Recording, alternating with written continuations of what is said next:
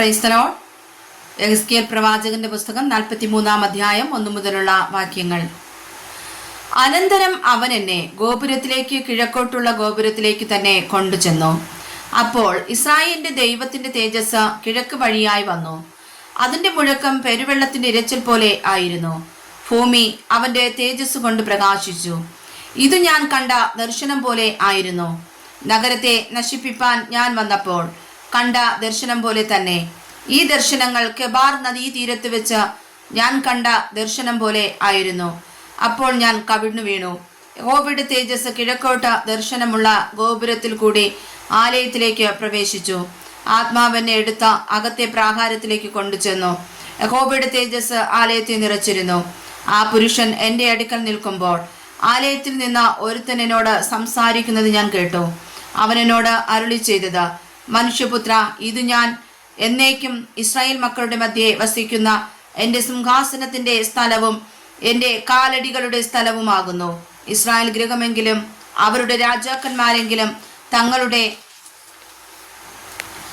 പരസംഗം കൊണ്ടും പൂജാഗിരികളിലെ തങ്ങളുടെ രാജാക്കന്മാരുടെ ശവങ്ങൾ കൊണ്ടും എനിക്കും അവർക്കുമിടയിൽ ഒരു ചുവർ മാത്രം ഉണ്ടായിരിക്കത്തക്കവണ്ണം തങ്ങളുടെ ഉമ്മരപ്പടി എൻ്റെ ഉമ്മരപ്പടിയും തങ്ങളുടെ കട്ടള എൻ്റെ കട്ടളയും ആക്കുന്നത് കൊണ്ടും എൻ്റെ വിശുദ്ധനാമത്തെ ഇനി അശുദ്ധമാക്കേണ്ടതല്ല. അവർ ചെയ്ത മ്ലേച്ഛതകളാൽ അവർ എൻ്റെ വിശുദ്ധനാമത്തെ അശുദ്ധമാക്കിയിരിക്കുന്നു. അതുകൊണ്ട് ഞാൻ എൻ്റെ കോപത്തിൽ അവരെ നശിപ്പിച്ചു. ഇപ്പോൾ അവർ തങ്ങളുടെ പരസംഗവും രാജാക്കന്മാരുടെ ശവങ്ങളും എങ്കിൽ നിന്ന് ദൂരത്താക്കി കളയട്ടെ. എന്നാൽ ഞാൻ അവരുടെ മധ്യേ എന്നേക്കും വസിക്കും.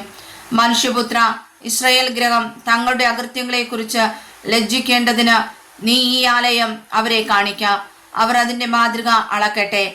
അവർ ചെയ്ത സകലത്തെയും കുറിച്ച് അവർ ലജ്ജിച്ചാൽ നീ ആലയത്തിൻ്റെ ആകൃതിയും വിധാനവും പുറപ്പാടുകളും പ്രവേശനങ്ങളും അതിൻ്റെ ആകൃതിയൊക്കെയും സകല വ്യവസ്ഥകളും അതിൻ്റെ രൂപമൊക്കെയും അതിൻ്റെ സകല നിയമങ്ങളും അവരെ അറിയിച്ച് അവർ അതിൻ്റെ എല്ലാ ചട്ടങ്ങളും വ്യവസ്ഥകളും പ്രമാണിച്ച് അനുഷ്ഠിക്കേണ്ടതിന് അതിനെ ഒക്കെയും അവർ കാൺകെ എഴുതി വെക്കുക. ഇതാകുന്നു ആലയത്തെക്കുറിച്ചുള്ള പ്രമാണം.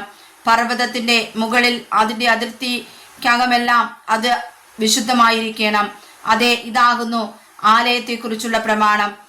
മുഴപ്രകാരം യാഗപീഠത്തിന്റെ അളവ് ആവിത്. 3 മുഴം ഒന്നിന് 1 മുഴവും 4 വിരലും.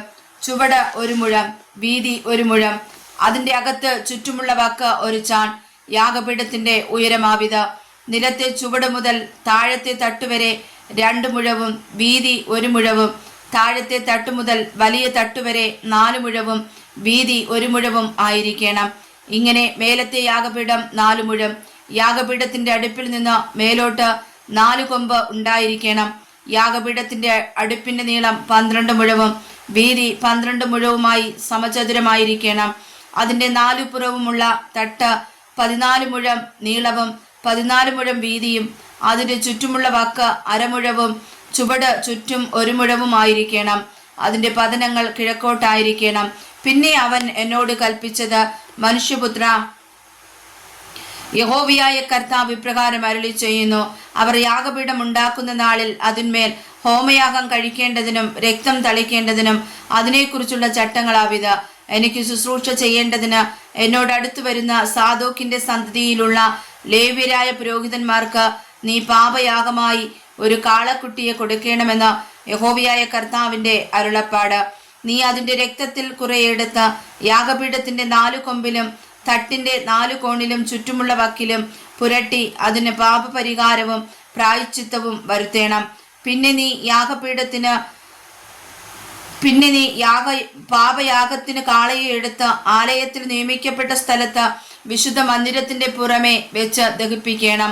2-ാം ദിവസം നീ ഊനമില്ലാത്ത ഒരു കോലാട്ടുകൊറ്റനെ പാപയാഗമായി അർപ്പിക്കണം. അവർ കാളയെ കൊണ്ട് യാഗപീഠത്തിന് പാപപരിഹാരം വരുത്തിയതുപോലെ ഇതിനെ കൊണ്ടും അതിന് പാപപരിഹാരം വരുത്തേണം. അതിന് പാപപരിഹാരം വരുത്തി തീർത്തതിനു ശേഷം നീ ഊനമില്ലാത്ത ഒരു കാളക്കുട്ടിയെയും ആട്ടിൻകൂട്ടത്തിൽ നിന്ന് ഊനമില്ലാത്ത ഒരു ആട്ടുകൊറ്റനെയും അർപ്പിക്കണം. നീ അവയെ യഹോവയുടെ സന്നിധിയിൽ കൊണ്ടുവരേണം. പുരോഹിതന്മാർ അവയുടെ മേൽ ഉപ്പ് വിതറിയ ശേഷം അവയെ യഹോവയ്ക്ക് ഹോമയാഗമായി അർപ്പിക്കണം. 7 ദിവസം നീ ദിനംപ്രതി പാപയാഗമായി ഓരോ കോലാടിനെ അർപ്പിക്കണം. അവർ ഊനമില്ലാത്ത ഒരു കാളക്കുട്ടിയെയും ആട്ടിൻകൂട്ടത്തിൽ നിന്ന് ഒരു ആട്ടുകൊറ്റനെയും അർപ്പിക്കണം. അങ്ങനെ അവർ 7 ദിവസം യാഗപീഠത്തിന് പ്രായശ്ചിത്തം വരുത്തിയും അതിനെ നിർമ്മലീകരിച്ചും കൊണ്ട് പ്രതിഷ്ഠ കഴിക്കണം. ഈ ദിവസങ്ങൾ തികച്ച ശേഷം 8-ാം ദിവസവും മുമ്പോട്ടും പുരോഹിതന്മാർ യാഗപീഠത്തിന്മേൽ നിങ്ങളുടെ ഹോമയാഗങ്ങളെയും സമാധാനയാഗങ്ങളെയും അർപ്പിക്കണം. അങ്ങനെ എനിക്ക് നിങ്ങളിൽ പ്രസാദമുണ്ടാകുമെന്ന് യഹോവയായ കർത്താവിന്റെ അരുളപ്പാട്.